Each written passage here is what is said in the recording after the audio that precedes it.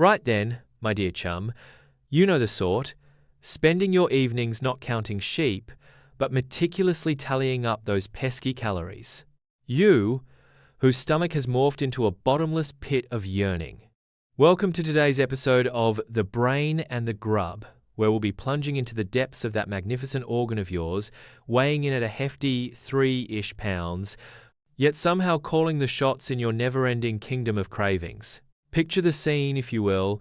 You're perched there, attempting to focus on a book, perhaps even wrestling with a mind-bending physics conundrum, and suddenly, out of the ether, a phantom of a gloriously cheesy, molten pizza slice appears in your mind's eye. Your stomach starts to grumble, a low-key protest that gradually crescendos into a solo performance by the orchestra of hunger. Then, without so much as a "by your leave," your brain transforms into a top-notch studio, churning out imaginary adverts for the most scrumptious nosh imaginable. You're seeing yourself dunking a crispy fried chicken drumstick into a fiery sauce, or maybe savoring a triple-layered chocolate cake that melts away in your mouth like a snowball on a sweltering summer's day. Now, hold your horses. This isn't some bizarre hallucination after one too many pints. This, my friend, is your brain's reward center, letting loose its little army of neurotransmitters, chief among them dopamine, that tiny chemical messenger responsible for your fleeting moments of joy when you clap eyes on or even just think about something utterly delicious. Dopamine's whispering in your ear with the subtlety of a foghorn. Oi, there's a cracking bit of cake with your name on it in the fridge. Don't go wasting your precious time on this intellectual fluff. But why? Oh, why? Does this sensation have such a blooming powerful grip on us? Cast your mind back to the good old days, when our ancestors were traipsing about for days on end just to snag a decent meal. The brain evolved to give you a ruddy good pat on the back in the form of a massive dopamine surge when you finally found some grub, all to ensure you didn't, kick the bucket. The pickle we're in now is that the supermarket's closer than the nearest saber-toothed tiger used to be, but your brain's still operating under the delusion that you're on a perpetual hunting expedition.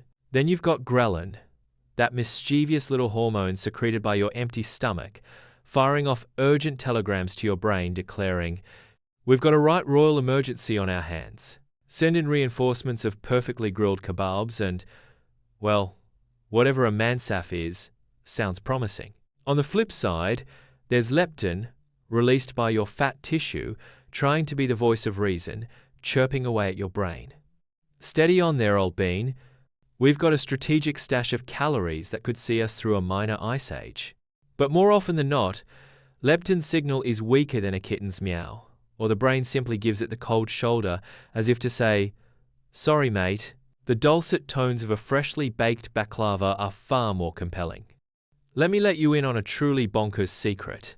Did you know that there are studies suggesting that merely pondering over food can actually fire up the very same regions in your brain that get all excited when you're actually chowing down?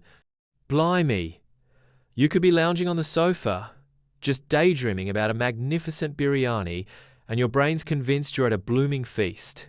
What a remarkably clever yet utterly deceptive gadget we've got rattling around in our skulls. But don't go thinking it's all doom and gloom like a bank holiday Monday with drizzle.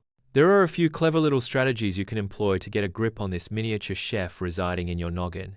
Try occupying yourself with other jolly good activities when that inner food beast starts to get a bit rowdy. Get some exercise, lose yourself in a cracking book, give a ring to a pal who's battling the same culinary demons. Comfort in numbers, eh? Now, about that persistent inner chef, that little voice constantly suggesting another biscuit or a sneaky midnight snack. How do we train this culinary gremlin? How do we transform this tyrannical toque-wearer into a calm and collected cook, serving up sensible portions of healthy grub at reasonable hours? First up, we have what I like to call the strategic diversionary tactic. Imagine your brain as a grand theater, and the craving for food is a rather loud and demanding actor hogging the limelight. Your job is to suddenly throw a much more dazzling performance onto the stage, something else that'll get those dopamine levels buzzing without leading to elasticated trousers. Instead of just sitting there, drooling over the phantom aroma of sizzling sausages, Why not immerse yourself in a gripping detective novel that'll have your brain sleuthing for clues instead of searching for snacks? Or take up a new hobby. Learn to play the ukulele badly for extra comedic effect. Start painting bizarre abstract masterpieces. Even attempting to solve a Rubik's Cube can act as a mental smoke bomb, diverting your attention from that creamy pasta bake. Secondly, we have culinary environment engineering. Picture your humble abode as a battlefield. If your fridge is crammed with sugary treats and tempting pastries, it's like sending out an open invitation to the forces of hunger to invade your stomach. The solution is simple, yet radical. Redesign the battlefield. Replace those calorie bombs with fresh fruit and vibrant veggies. Make reaching for healthy nibbles easier than locating those culinary weapons of mass destruction. Think of it like changing the password to your online banking. You're making access to the naughty stuff much more difficult, giving yourself a precious bit of time to think and make more sensible decisions. Thirdly, and this might sound a tad bonkers, but I call it having a word with the inner chef. Yes, my friend, try actually talking to that little voice nagging you for another slice of cake. Tell it in a firm but polite tone, "Thank you ever so much, chef, but we're not actually peckish right now. We've got far more exciting plans." It might feel a bit daft, but it helps you detach yourself from the craving and see it as just a fleeting thought, not an unavoidable command. Listen here, you delicious little morsel. I know you're tempting, but we have a very important meeting with a lovely green salad in a bit. So you can just pop a sock in it for now.